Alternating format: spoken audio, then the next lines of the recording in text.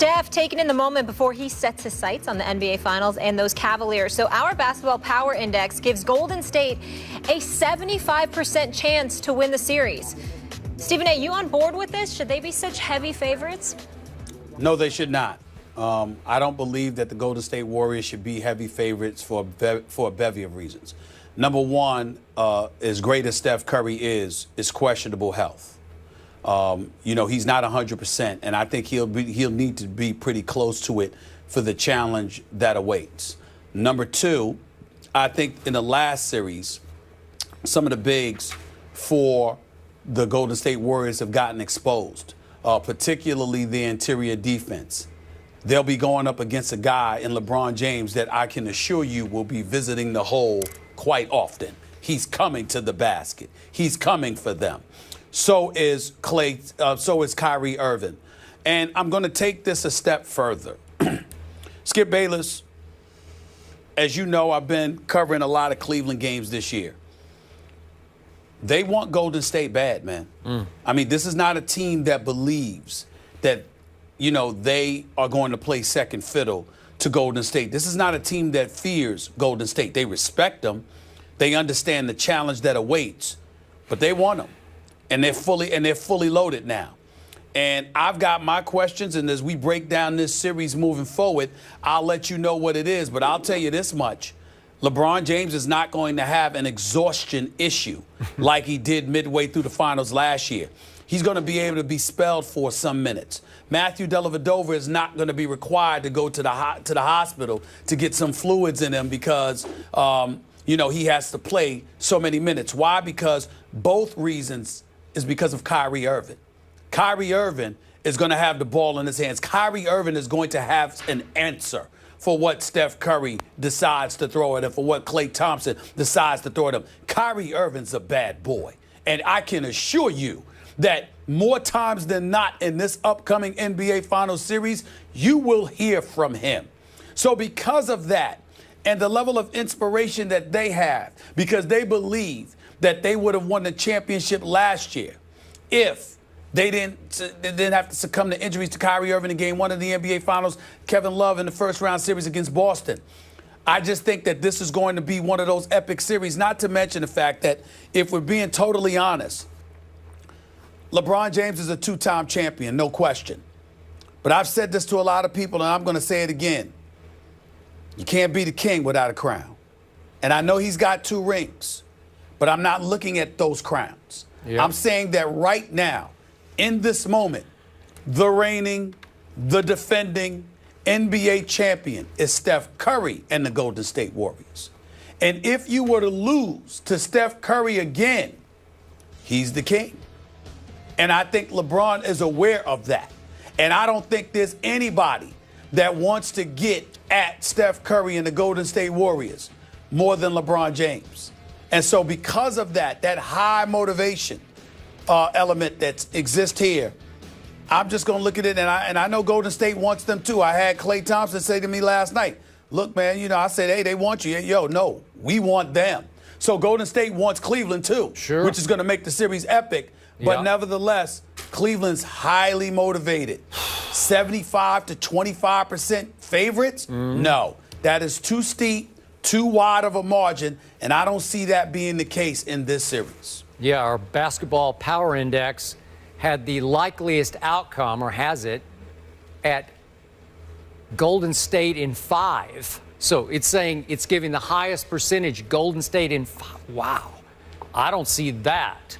And by the way, neither do I. As I just listened to you break it down for me and for us, it sounded like, and I know we're going to save our picks for a couple days, probably until Thursday.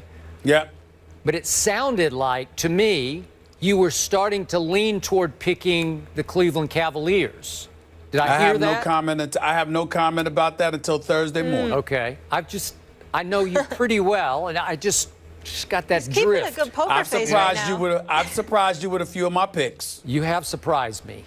But that was just to trump my pick, like to undercut it or jinx it or whatever. That's when you surprised me. Let's put myself on Front Street. My record during the playoffs is pretty exceptional, but during the finals is awful. Not so much. Because I get emotional. You do. I get emotional during the finals, and I get caught up in my feelings. There's certain places I don't want to travel. I got aspirations for the series to end at a particular game, so I don't have to go back to another city, or I get caught up in rooting for somebody. And I will openly confess this. I'm not going to make any decisions until Thursday in all seriousness because it is that tight of a call for me. But, Skip, I have to confess to you, I love me some Steph Curry. I think he's a beautiful person, man, and a great superstar. But I don't want LeBron James to lose another finals. That's your strongest emotion I'm hearing. I genuinely don't want. I really, really don't want LeBron. I'm going to be very sad if LeBron James walks away with his head down and he's lost another NBA Finals. 2-5. That would mean 5 losses and 7 tries in the finals. It hurts to imagine that could happen to him. It really does. Which is why, albeit that you told me that you're hearing from the Cleveland side, we want Golden State. We want to take them on at full strength with Kyrie. He looks to me like 100% healthy and Kevin Love healthy. And yet, and still, I imagine last night in the third quarter, LeBron sitting back watching it happen, watching Oklahoma City self-destruct 29-12 in the third quarter. And I imagine LeBron heaving a sigh and thinking to himself, uh-oh, now I got Steph Curry again. And I know you tell me they want Steph, they want Golden State. But you also tell me this. If somehow Kevin Durant and Russell Westbrook had pulled it off, wouldn't you have given LeBron a better chance of beating Durant than Steph Curry? I would. Yes, because of the decision making on the part of Golden State. Of Oklahoma City. Correct. But in fairness, the great Rick Barry, who was a phenomenal basketball player, close friend of mine, I consider him a basketball savant. Oh, the man knows basketball as much as anybody I've ever known. Yep. He said to me last night after the game, he said, we're not beating Cleveland if we play like this. It was pretty Not awful. like this. I would agree with that. Yeah. Not like that. He expects them to play better. He expects them to play better. But he was on the Golden State Warriors that they have to play better. Yep. And he would know what he's talking about. He does, except they didn't have a three-point shot back in his day, and the three just it washes away all your sins. Like you start just raining threes, and all of a sudden all those turnovers, all those mess ups, all those blown plays, they just go away. But he's so knowledgeable about the game of basketball that I'm certain he sees the element of the three-point shot. He takes that into consideration. And when he talks and he's critical about the Golden State Warriors, we would need to listen because he's out here in the Bay. He watches them every day. He watches every game. Yep, I agree. So, back to Molly's question.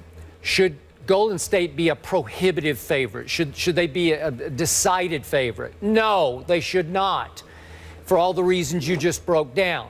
Should they be a favorite? Do they have the edge? Yes, they do. And I'm going to just break it down. You can disagree if you choose, but I'm going to boil it down to this. I still think that Steph Curry is a little mentally tougher than LeBron James. That's just me, because he's demonstrated that time and time again. But I'm with you on this. To me, LeBron, had the easiest path to a finals any superstar I can ever remember ever did have, which means LeBron is healthy, he's rested, he's mentally and physically primed for this. He cannot be better. And I told you yesterday, he's playing basketball at the highest all-around level I've ever seen him play, and he's got his team clicking around him. Everybody has found their roles right on time, thanks in large part to Tyronn Lue and the job he has done. LeBron loves him, respects him, trusts him. So LeBron's got his coach, he's got his 2 co-stars, he's got his role players in Tristan and JR and Channing Frye. It all fell right into place. What more could LeBron ask for? He has no excuses here. It's time for him to just go play. And I believe they do want to get even with Golden State. I get that. But Golden State also wants to prove to the world that it can beat a full-strength Cleveland, because they felt like they got slighted last year where they didn't get the credit they thought they had earned, that there was an asterisk that, oh, they were hurt. Go ahead. Listen, Golden State's been highly motivated because people had questioned whether their title was fraudulent. So they had a chip on their shoulders coming into the season, which is what assisted Luke Walton in starting off 24-0 and finishing 39-4 as a head coach and replacing Steve Kerr for those 43 games. But the other side to all of this, let's not forget, Skip, the element of Tyronn Lue and LeBron James. And here's why. If you recall, on January 18th, I'm at the Cleveland Cavaliers Golden State Warriors game. We're looking forward to that game. Golden State walks into the building, goes up 43, and wins by 34, about 34, 32 points. In the immediate aftermath of that game, I go on SportsCenter, and I come on First Take the next morning. And I tell you that David Blatt's in a world of trouble. I'm walking through the hallways. I'm telling you what's going on. Yep.